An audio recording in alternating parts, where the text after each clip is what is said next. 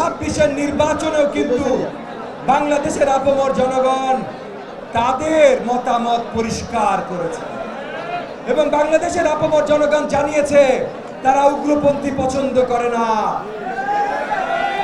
তারা ধর্ম নিয়ে কুরাজনীতি পছন্দ করে না।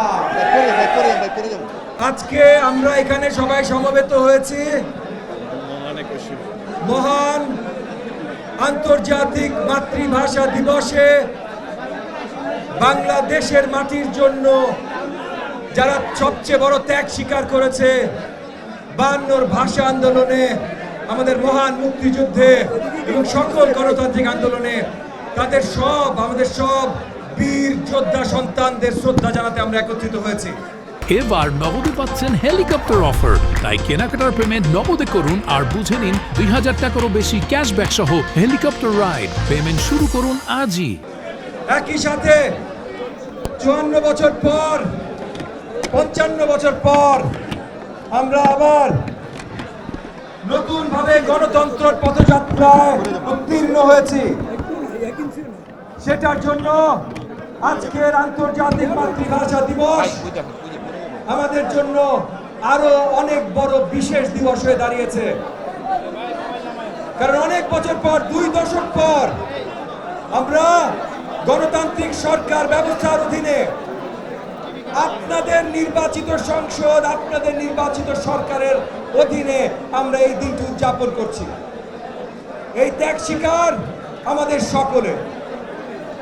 24-এর গণ অভ্যুত্থানে যেমন 20 কোটি বাংলাদেশের জনগণ জেগে উঠেছিল, একইভাবে 26-এর নির্বাচনেও কিন্তু বাংলাদেশের আপামর জনগণ তাদের মতামত পরিষ্কার করেছে এবং বাংলাদেশের আপামর জনগণ জানিয়েছে তারা উগ্রপন্থী পছন্দ করে না,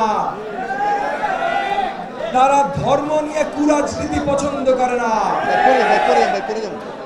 আমাদের পরিচয়ের প্রধান অংশ আমাদের মহান ধর্ম ইসলাম ধর্ম, কিন্তু সেই ইসলাম ধর্মকে বিকৃতি করে আমাদের বাঙালি সংস্কৃতির সাথে সাংঘর্ষিক করবে যদি কোনো দল, সেইটা আমাদের আপামর জনগণ পছন্দ করে না।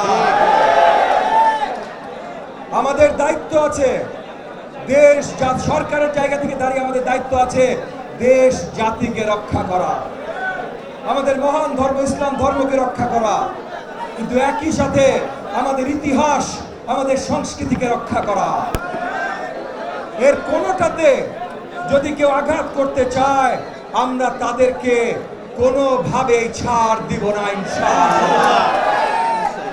এবং আজকে আন্তর্জাতিক মাতৃভাষা দিবসে আমি শিক্ষা মন্ত্রণালয়ের দায়িত্ব নিয়ে আপনাদেরকে বলছি যে ভাষা শিক্ষা আমাদের দেশের শিক্ষাক্রমে আমরা অনেক বেশি জোর দেব ইনশাআল্লাহ।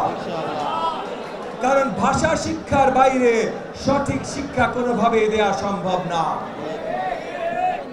ভাষা শিক্ষাকে যেমন জোর দেব, সেখানে সবচেয়ে আগে আসবে মাতৃভাষা বাংলা ভাষার শিক্ষা। বাংলা ভাষার সঠিক মর্যাদা, সঠিক মূল্যায়ন সব জায়গায় পৌঁছে দিতে হবে।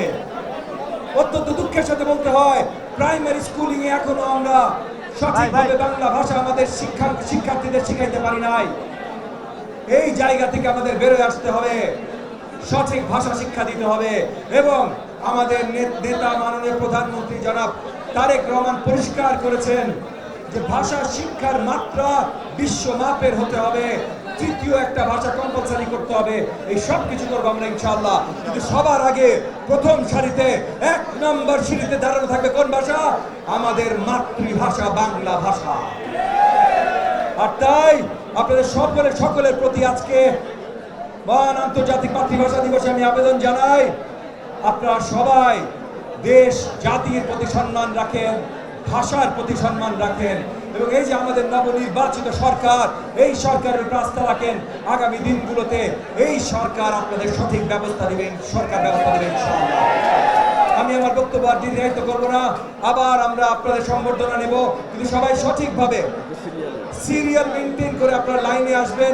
আমরা কিন্তু আজকে সম্বর্ধনা করেছি আপনাদের সাথে হাত মিলাবার জন্য। কেউ যদি ফুল দিতে চান দিবেন, কিন্তু সেলফি তোলার জন্য কিন্তু করি নাই। এই কাজটা করবেন না। সবাই আমার সাথে হাত মিলান, আমাকে ফুল দিতে চাইলে ফুল দেন, আমরা একসাথে গণতন্ত্র উদযাপন করব, মাতৃভাষা দিবস উদযাপন করব, আমাদের জাতির স্বাধীনতা উদযাপন করব ইনশাআল্লাহ।